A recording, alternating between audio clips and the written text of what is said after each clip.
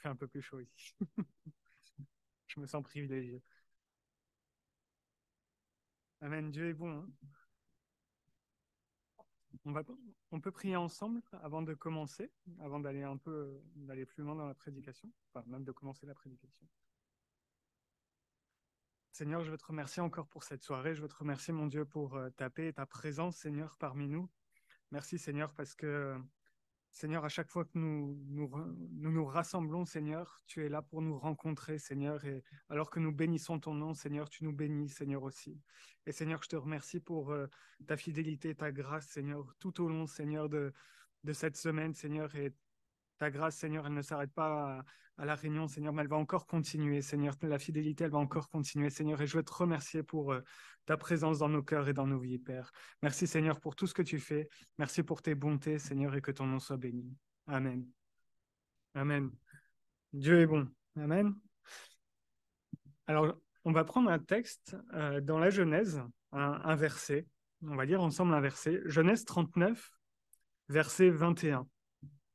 Donc, Genèse 39, verset 21.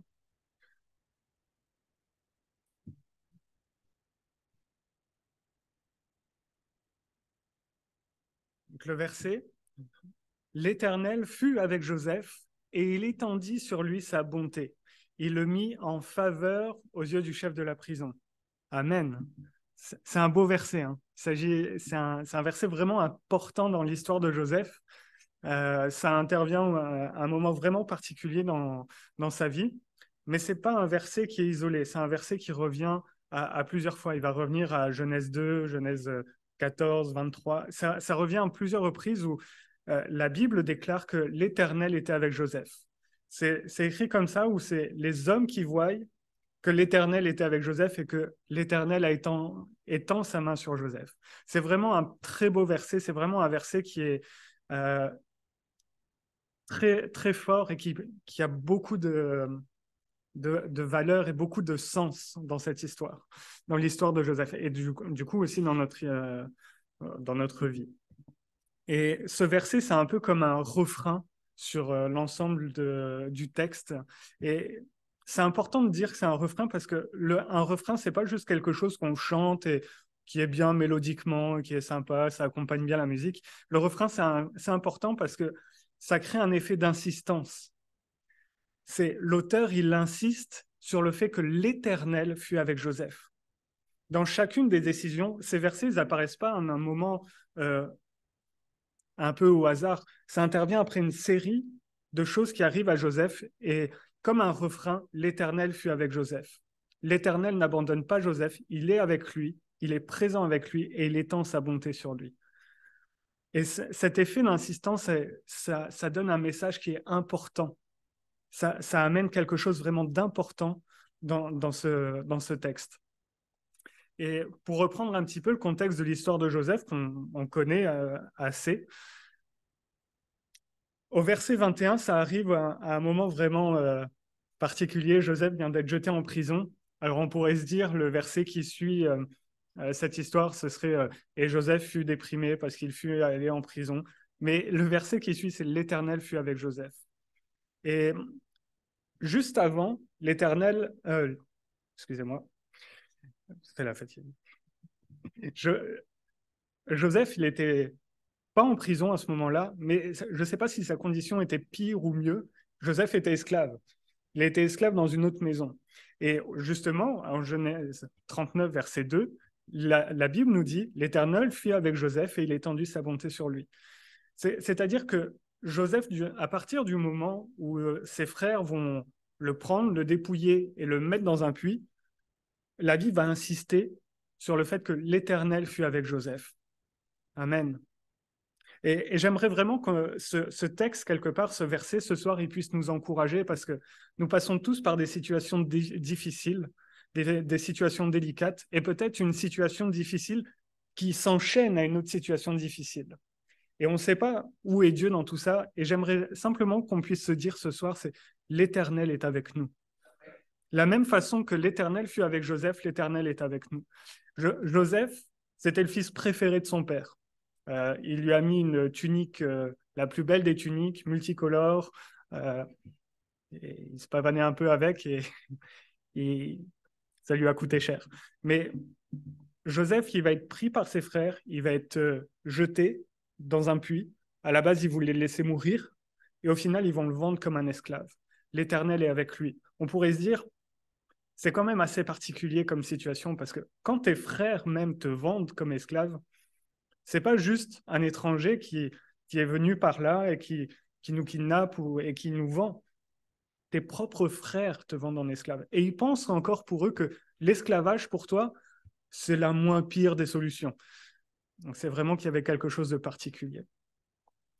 Et dans ce contexte-là, il faut essayer de se mettre un peu à la place de Joseph. Joseph, il va tout chantant, peut-être la bouche en cœur, pour aller voir ses frères, et il se fait accueillir et il se fait dépouiller. C'est un moment dans sa vie où on a l'impression que tout va se dégrader, que tout se dégrade, c'est le point final de sa vie. Joseph, on pourrait presque se dire, on connaît la suite de l'histoire, mais on pourrait se dire, ça y est, c'est fini pour Joseph, il va mourir dans le puits ou il va partir en esclavage, on ne saurait pas ce qui lui arrive. Mais Joseph, comme je l'ai dit, il va partir en esclavage, il va être vendu aux Madianites et à une caravane, et ensuite il va être emmené en Égypte et il va être dans une maison et il va être esclave. Et là, la Bible nous dit, l'Éternel fut avec Joseph, il étendit sa main. Et c'est vraiment quelque chose d'important. Et il y a vraiment quelque chose qui est marquant, c'est que c'est l'une des premières fois dans le texte que le texte, dans ce refrain, quand l'Éternel fut avec Joseph, c'est le mot Yahweh qui revient. Enfin, le tétragramme, c'est pas vraiment Yahweh, on peut pas dire Yahweh, du coup on dit Adonai, mais c'est un... Mais c'est l'une des premières fois que Yahweh apparaît ici. C'est l'une des premières fois, et pourtant, on parle de Joseph. Yahweh, on aurait pu le dire avec Abraham, on aurait pu le dire avec Isaac ou avec Jacob, on aurait pu le dire avec d'autres. Mais ici, même dans le discours de la Genèse, on parle d'Élohim, on ne dit pas Yahweh. Ça marque vraiment que Dieu est présent à côté de Joseph. C'est pas juste une présence un peu anodine, une présence, oui, on est toujours dans la présence de Dieu. Non, Dieu est vraiment à côté de Joseph. Dieu est vraiment là et il s'est mis à côté de Joseph. Au moment les plus incertains de la vie de Joseph, les moments les plus durs de sa vie, parce que je ne pense pas que ce soit un moment facile d'être vendu en esclavage, je ne pense pas que c'est un moment facile d'aller en prison, surtout quand on n'a rien fait, mais à tous ces moments les plus incertains de sa vie où il ne sait pas comment ça va se passer, ce verset nous rappelle, mais Dieu est avec lui. L'Éternel est avec lui. Et ce n'est pas n'importe quel Dieu qui est avec lui, c'est Yahweh, le Dieu d'Abraham qui est avec lui. Seul en Égypte, séparé de sa famille, vulnérable à tous, son avenir totalement compromis, il est seul, mais pourtant, Yahweh est avec lui. Toujours et 5 fois, on va le répéter, Yahweh est avec lui. C'est vraiment quelque chose d'important, ça fait aucun doute de la présence de Dieu avec Joseph. Dans ce point du récit, la présence de Joseph, la présence de Dieu avec Joseph, elle est certaine. Elle est totalement certaine. Peu importe ce qui va se passer, peu importe ce qui se passe, elle est certaine. Et malgré tout ce que Joseph va vivre, et je pense qu'on a vécu des situations difficiles, mais tout l'enchaînement de Joseph, c'est une descente aux enfers presque. Euh, vendu pour... il n'a rien fait. Il est vendu en esclavage, puis il est accusé de viol alors que justement il s'est enfui pour qu'il ne se passe rien. Et ensuite, il est mis en prison. Et on pourrait dire, mais cet homme, en fait, sa vie, c'est vraiment difficile. Il faut vraiment essayer de s'imaginer la scène et de se mettre à la place de Joseph. Mais la Bible nous dit que dans toutes ces difficultés, dans toutes ces choses, Dieu est avec lui. Mais Dieu est avec lui, pas simplement pour dire ça va bien se passer, tout va bien aller, ça va aller mieux demain. Dieu est avec lui pour des raisons particulières parce que dans toutes ces choses-là, Joseph ne passe pas par là pour rien. Dieu est en train de former Joseph.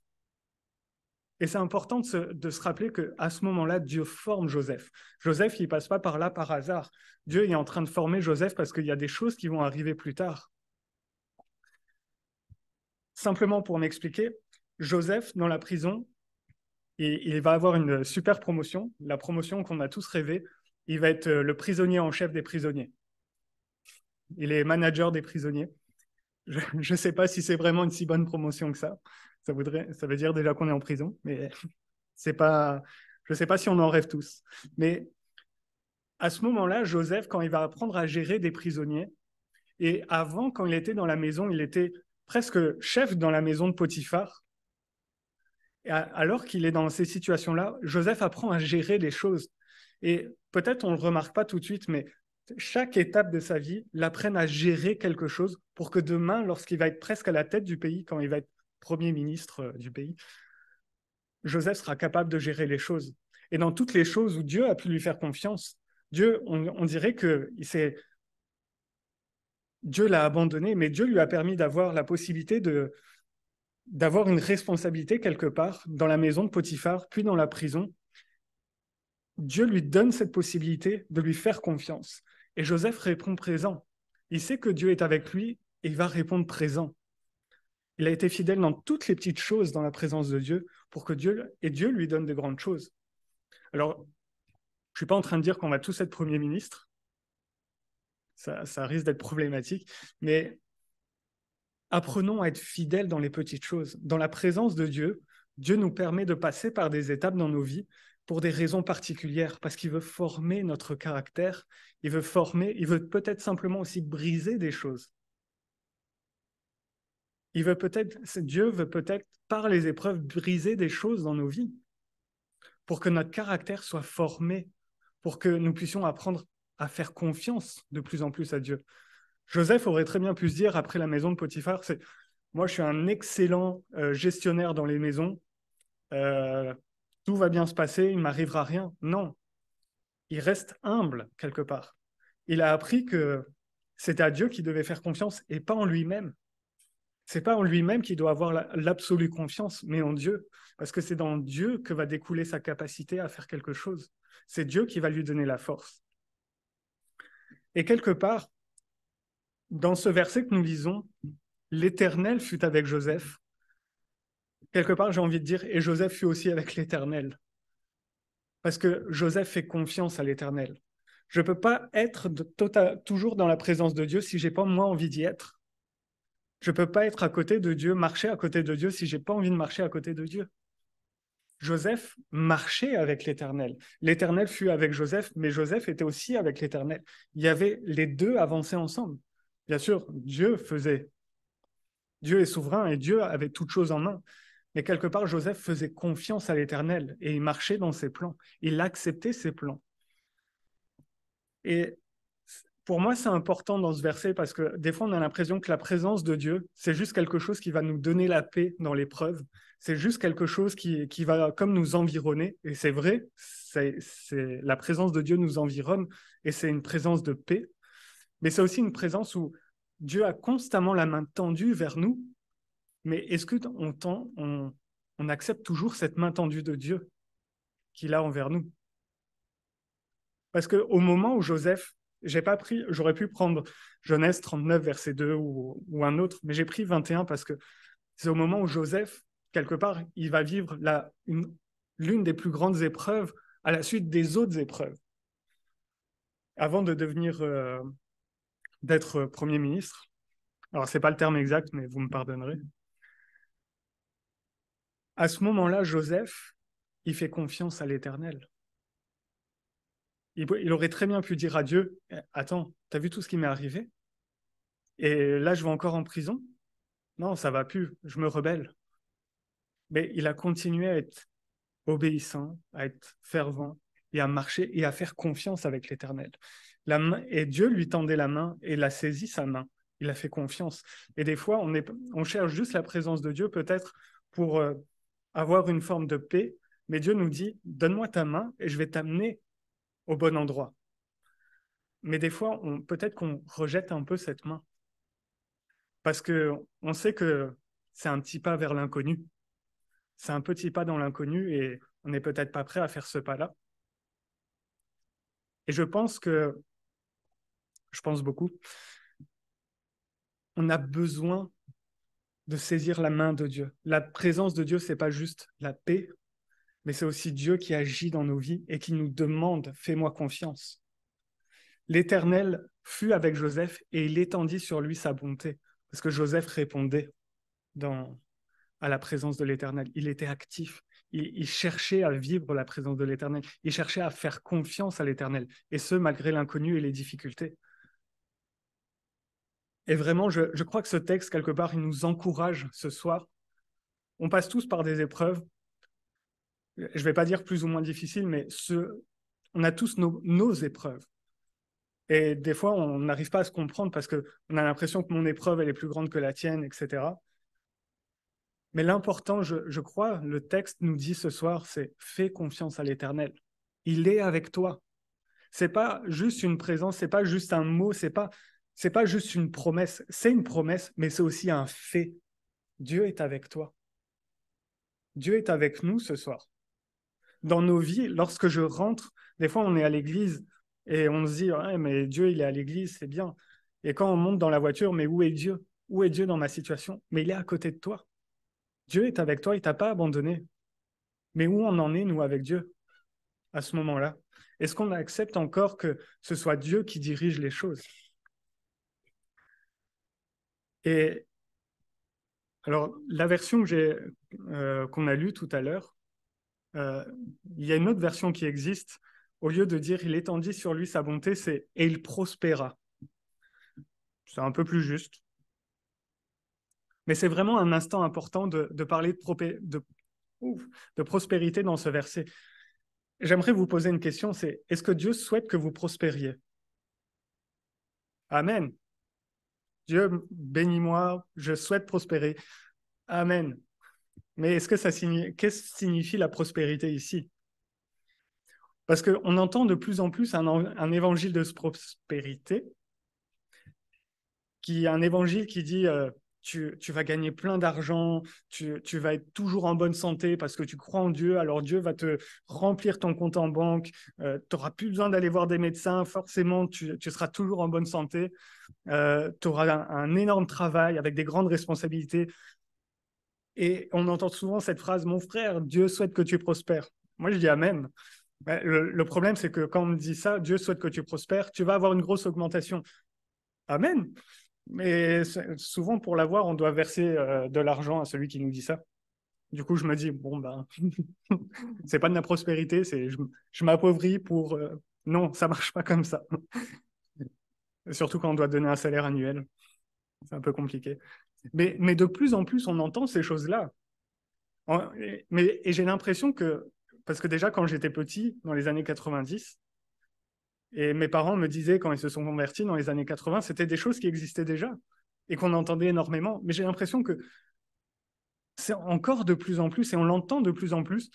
Et quelque part, à cause de ça, le mot prospérité, on le renvoie automatiquement à des profiteurs. Donc ceux qui vont parler de prospérité sont des profiteurs, peut-être des faux docteurs, peut-être des faux prophètes, peut-être des faux apôtres. Alors, est-ce que la prospérité, Dieu veut qu'on prospère? Parce que du coup, on a tellement tiré dans un sens avec la prospérité qu'on a voulu tirer totalement dans l'autre sens. Alors du coup, on a des chrétiens aujourd'hui, l'évangile de pauvreté. Je dois être pauvre, je dois être malade, sinon ça veut dire que je ne suis pas dans la volonté de Dieu. Parce que si j'étais dans la volonté de Dieu, automatiquement, je serais attaqué par le diable. Et donc, je serais malade et je serais pauvre, etc., etc. Ça aussi, ça n'a aucun sens. Ce n'est pas ce que dit le texte, ce n'est pas ce que dit la Bible. Paul dit, j'ai appris à vivre dans la richesse comme dans la pauvreté. C'est-à-dire que dans notre vie chrétienne, on peut très bien vivre à un moment une vie riche, à un moment une vie un peu pauvre. Très pauvre, très riche. Mais ça ne veut pas dire que l'un, on est soit pas chrétien, soit très chrétien, soit pas du tout. C'est pas ces choses-là. Frères et sœurs, je crois que la Bible, elle est claire. Dieu souhaite que nous prospérions. Amen. Sauf que c'est pas Dieu qui va te construire une grande maison. C'est pas parce que tu te convertis que tu vas avoir une grande maison. C'est pas parce que tu donnes ta vie à Dieu que Dieu va payer tes factures. Amen. C'est pas parce que j'ai donné ma vie à Dieu que j'aurai la dernière Porsche Panamera électrique, parce qu'on est écolo. Mais c'est pas parce que j'ai donné ma vie à Dieu que tous mes problèmes vont se régler. C'est pas parce que j'ai donné ma vie à Dieu, c'est pas parce que j'ai 80 ans personne ici. C'est pas parce que j'ai des années et des années et des années de vie chrétienne que forcément je vais prospérer absolument et je vais avoir de grandes richesses. La prospérité ici, en réalité, ce que Dieu dit, Dieu veut que tu prospères, mais la prospérité, ça veut dire sa présence. Dieu mit sur lui sa bonté. Et dans la présence de Dieu, lorsque Dieu étend sa main sur Joseph et qu'il lui donne sa bonté, Dieu lui donne de la sagesse. Amen. Dieu lui donne de l'intelligence. Dieu lui donne de la foi. Amen. Dieu lui donne de la confiance. Dieu lui donne toutes ces choses, quelque part, tout le don de l'esprit. Et quelque part, je crois que lorsque Dieu nous donne de la sagesse, on apprend à mieux gérer notre argent. Et comme on apprend à mieux gérer, des fois, on gère un peu mieux et ça se passe mieux. Bien qu'il y ait des situations. Mais je crois que Dieu, lorsqu'il souhaite que nous prospérions, il le dit et il le fait. Mais ce n'est pas de la façon dont nous entendons. Il faut déconnecter le mot prospérité de grande richesse, de biens infinis, d'argent, etc. Dieu souhaite que tu prospères, mais Dieu souhaite que tu prospères dans sa présence. Dieu étendit sa main sur Joseph et il étendit sa bonté sur lui, parce qu'il était dans la présence de l'Éternel. Et du coup, Joseph, quelque part, il avait un caractère qui ressemblait au caractère de Christ. Amen. Il avait un caractère qui se rapprochait. Il était quelqu'un, il prenait soin des prisonniers qui étaient à côté de lui. Il faut se mettre à la place de Joseph. Vous êtes en prison, quelqu'un vient et vous parle et vous dit, écoute, j'ai rêvé de paniers, j'ai rêvé de vaches, des vaches maigres, des vaches... Mais moi, en prison, j'ai jamais été en prison, j'espère ne jamais y aller, mais si un prisonnier me raconte ça, à un moment, je vais me dire, qu'est-ce qu'il me raconte, lui? C'est quand même particulier. Tu me parles de vaches maigres, de vaches grosses, de paniers, c'est compliqué. Mais pourtant, il écoute. Et quelque part, Dieu lui parle à travers ça. Frères et sœurs, ça veut dire qu'il était dans cette présence, il avait un caractère quelque part pour aider ceux qui étaient à côté de lui, pour prendre soin des gens à côté de lui. Il avait un caractère pour chercher la face de Dieu dans ce que Dieu pouvait peut-être lui dire. Des fois, nous entendons des choses, ça nous interpelle, mais on ne cherche pas ce que Dieu pourrait peut-être nous dire à travers cela. Alors que peut-être Dieu a un message clair à nous donner. Et lorsque nous lisons ce verset, l'Éternel fut avec Joseph, c'est-à-dire que Joseph cherchait Dieu en toutes choses. Il cherchait à voir Dieu à tout moment. Il cherchait à être rempli de la présence de Dieu à tout moment et à laisser Dieu conduire sa vie. Amen. C'est ça la prospérité dont Dieu veut nous bénir, je crois aussi ce soir. Et c'est aussi avoir une vision longue des choses. Je crois que dans ces choses-là, Joseph a appris une chose, c'est à se laisser guider par Dieu. Amen. Accepter la volonté de Dieu. C'est difficile des fois. Des fois, c'est difficile d'accepter la volonté de Dieu.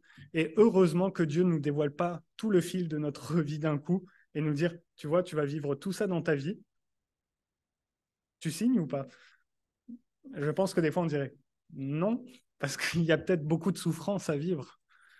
Mais Dieu, vous remarquerez que Joseph ne savait pas quelle étape était la suivante. Après la prison, quand il va voir Pharaon, avec tout ce qu'il a vécu, et qu'il raconte les choses à Pharaon, à mon avis, il devait se dire qu'est-ce qui va encore m'arriver.